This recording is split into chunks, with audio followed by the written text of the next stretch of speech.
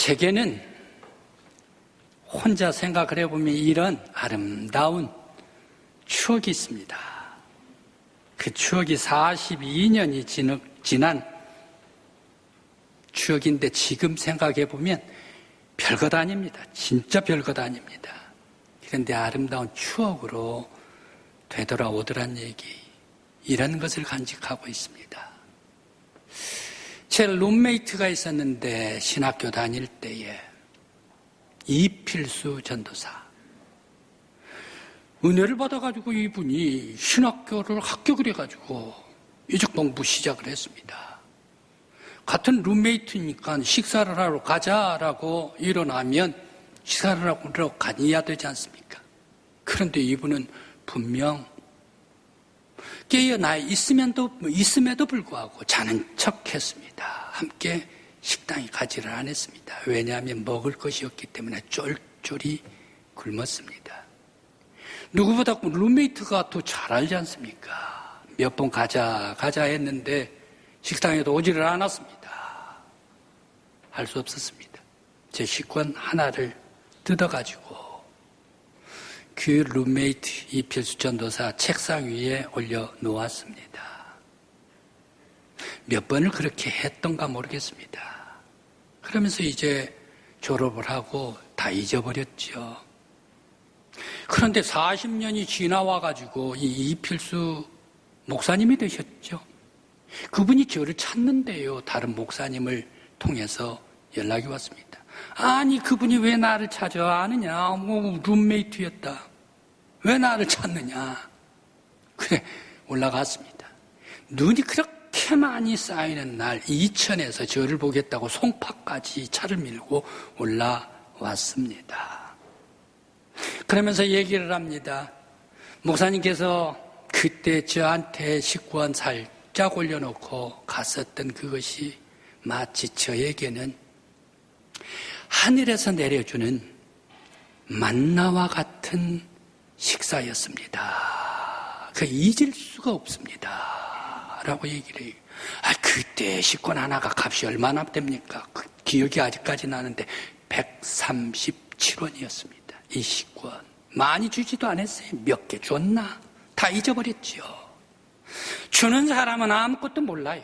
그런데 받는 사람은 아직까지 깊이 마음속에 기억하고 있더라. 왜 그렇습니까? 가장 힘들었을 때 살짝 손만 스쳐 지나갔는데도 그게가 힘이 되더라 라는 얘기입니다. 오늘 성경의 본문 말씀이 바로 바울 사도가 선교 초기에 너무너무 힘들었었습니다. 아무도 돕는 사람이 없었습니다. 그런데 빌립보 교회와 성도들이 선교 헌금을 해주는데 잊지 못하고 있습니다. 그러면서 감격을 하고 있는 말씀이 오늘의 성경의 본문 말씀입니다. 왜 바울 사도는 복음의 시초에 빌립보 교회 성도들이 헌금해 주었던 것을 회상하고 있을까? 그리고 또 왜 바울 사도는 빌립보 성도들이 보내온 예물의 횟수까지 기억하고 있습니다. 내가 빌립보에 마케도니아에 있을 때에 헌금을 해줬고, 내가 데살로니가에 있을 때 한 번뿐만 아니라 2번씩이나 헌금을 해줬다라고 횟수까지 왜 바울 사도는 기억하고 있을까 생각을 해봅니다. 아마 바울 사도에게 있어서 잊지 못할 예물이었기 때문에, 빌립보 교회에서 보내준 잊지 못할 그런 사랑의 예물이었기 때문에 이미 바울 사도가 그때는 15년, 20년이 빨딱 지나가 버렸습니다. 그럼에도 불구하고 그 예물을 바울 사도가 마음속 깊이 간직하고 있었다라는 얘기입니다. 그것도 횟수까지 기억을 하면서 깊이 감사하고 있습니다. 첫 번째 예물이었습니다. 자기가 선교 예물을 받는데, 선교 나아가는데 다른 교회들은 아무도, 다른 사람은 아무도 해주질 않았는데 오직 빌립보 교회에서만 나에게 예물을 드리는 첫 번째 예물이었기 때문에 가슴속 깊이 새겼던 예물이었습니다. 그러면서 그 예물을 바울 사도가 받을 때 얼마나 힘이 되겠습니까? 나에게는 그렇게 힘들고 어려운데, 먹을 것도 없는데, 삶이 힘든데, 그런데 그 예물을 받게 되니 힘이 나고 용기가 나고 하나님의 일을 하다가 보니까 이런 은혜를 베풀어 주셨네, 하나님께서 주셨구나 라면서 용기가 백배했던 예물이었습니다. 그러면서 이제 두어 번뿐만 아니라 오늘 또 바울사도 오늘 성경의 본문 말씀입니다. 이 성경 말씀을 쓰는 바로 이때에도 왜 빌립보서를 쓰게 됐나? 빌립보 성도들이 너무너무 감사해서 예물 보내준 것에 감사해서 답장으로 영수증과 같이 빌립보 성도들에게 너희들에게 준 은혜 받고 내가 풍성했습니다 라고 기록하고 있습니다. 계속적인 빌립보 교회의 따뜻한 사랑이었습니다. 그런데 왜 바울 사도는 빌립보 교회 성도로부터 이전도 받았지만 지금도 에바블로 디브도 편에서 보내온 빌립보 성도들의 예물을 받았는데, 이 예물을 바울 사도가 자신이 받았는데 왜 하나님께서 기쁘시게 받을 만한 향기로운 제물이다라고 얘기를 했을까요? 예물 받는 사람은 바울 사도가 받았지 않습니까? 그런데 왜 이 예물이 하나님께서 받으실 만한 기뻐하시는 향기로운 예물이 되었다라고 말하고 있을까요? 바로 그것은 선교 목적을 위해 드려진 예물, 하나님 나라를 전파하기 위해서 드려진 예물, 그리스도의 복음을 이방 민족에게 전파하기 위한 예물이기 때문에 바울 사도가 받았지만 하나님께서 받으신 예물이다라는 말씀입니다. 하나님께서 향기롭게 받을 만한 예물이다. 하나님의 영광을 드러낸 예물이며 모든 성도들이 정성껏 바쳐드리는 예물이며 하나님을 주인으로 모시고 나는 하나님의 종입니다, 도구입니다, 도구로 살기를 원합니다 라면서 정성껏 하나님께 바친 예물이고, 온 세상에 예수의 구원을 전파하기 위한 예물이었기 때문에 곧 하나님께서 기뻐 받으시고 성도들에게는 풍성한 은혜를 채워주시기를 원합니다 라고 바울이 축복하고 있습니다.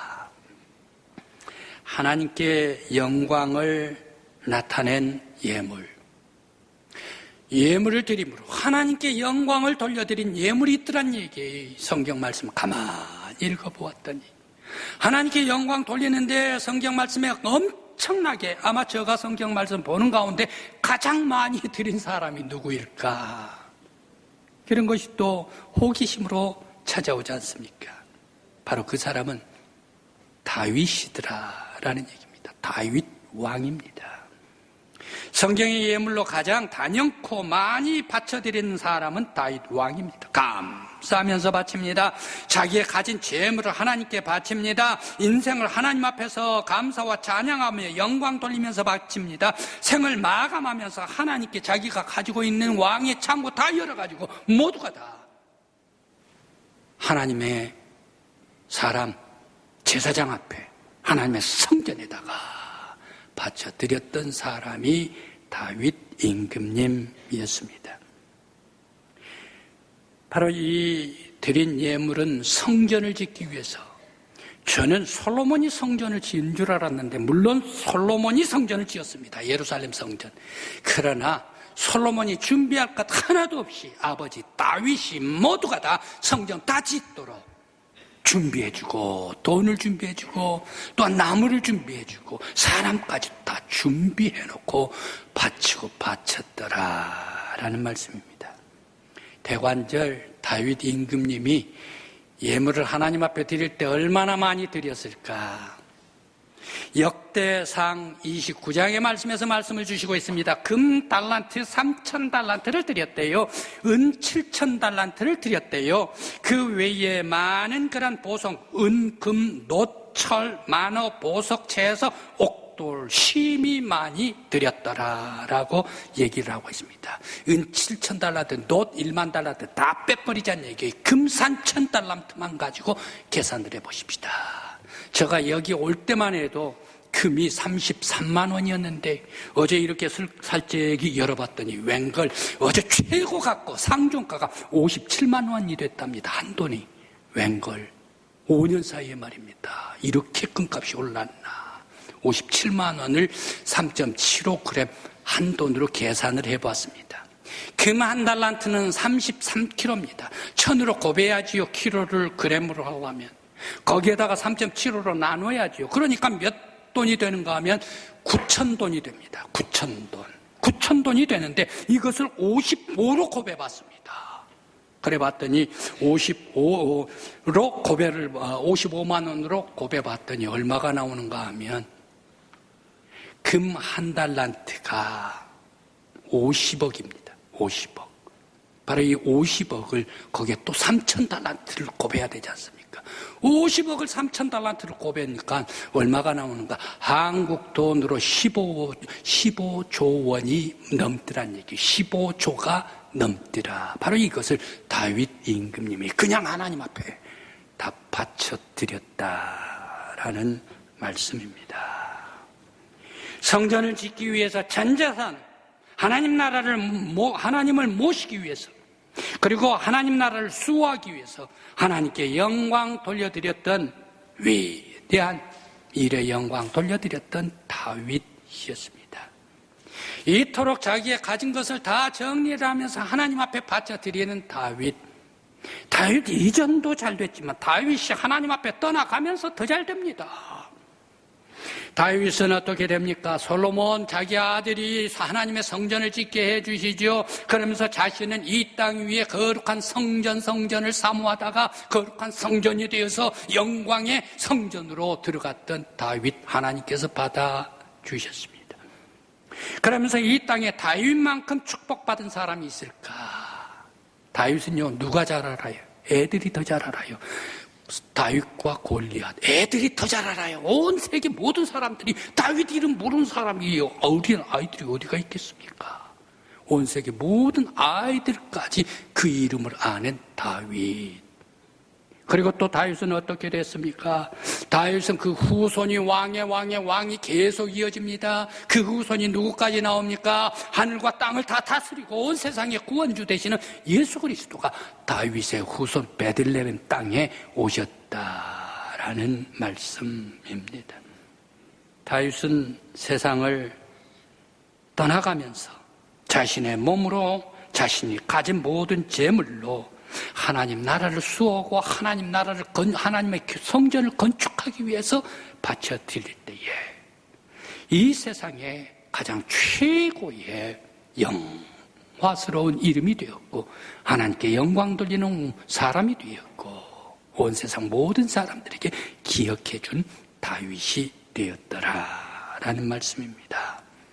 오늘 우리 믿음의 성도 여러분, 우리 강국교회에서 모든 성도들이 우리가 많아서가 아니라 십시일반 적은 것으로 함께 인도네시아 이슬람 사회, 이슬람 국가에 이 메단 도시에 인도네시아 메단 그리고 거기에 베다니아 교회에 그 교회가 건축을 하려는데 우리가 힘을 보태드리고 하나님의 성전을 지을 때에 우리 하나님께서 우리 강국교회 모든 성도들의 예물 다 받아주실 줄 믿습니다. 그러므로 이 베다니아 교회가 하나님의 은혜로 말미암아 날마다 부흥하는 교회가 되기를 간절히 기원합니다. 과부의 두렵던 마가복음 12장 41절, 44절에서 나오는 말씀입니다. 하나님께서 받으시는 예물은 드린 성도가 감당을 할 수 없을 만큼 되돌아오더란 얘기. 하나님께서 예물을 받으실 때 사람이 성도들이 하나님께 예물을 드리는데 그 예물이 하나님께서 연락하고 하나님께서 간합하고 하나님께서 받으신 예물은 어떻게 되느냐? 하나님께서 기억하신 예물은 절대 그냥 지나치지를 않습니다. 흘러 지나가지를 않습니다. 하나님께서 더욱더 풍성한 은혜로 되갚아 주시더라. 세상 말로 하면 하나님께서 기뻐하시는 예물은 공짜가 없다는 얘기예요. 하나님께서 넘치도록 흔들어서 꾹꾹 눌러 넘치도록 안겨주실 줄 믿습니다. 예수님께서 성전에 앉으셔서 이렇게 보는데 한 어린 과부가 아이를 데리고 헌금궤 앞으로 갑니다. 헌금궤 앞으로 가가지고 2 렙돈을 떨어뜨립니다. 그때에 이 헌금궤 앞으로 지나가는 사람, 부자들도 지나갔습니다. 보통 사람도 지나가고 중산층도 지나갔습니다. 많은 사람 다 지나갔죠. 그런데 이 과부는 2 렙돈을 쨍그랑하고 넣었겠죠. 제자들을 부르십니다. 부자들도 다 헌금을 했고 중류도 다 헌금을 했다. 그런데 오늘 헌금을 제일 많이 하는 사람은 이 과부가 제일 많이 넣었다. 다른 사람들은 풍족한 가운데서 넣었지만 이 과부는 자기가 먹고 살 것도 없는데 전 재산인데 이 전 재산을 다 몽땅 헌금에 하나님 앞에 바쳤다. 그러니 이 과부가 바친 것이 가장 많은 예물이다라고 말씀해 주십니다. 예수님께서 기억해 주신 예물, 예수님께서 기뻐 받으시는 이 예물, 바로 이 과부에게 놀라운 은혜와 은총으로 되갚아 주시면서 이 지금 헌금함보다 훨씬 더 많은 것으로 주님께서 그에게 채워주실 줄 믿습니다.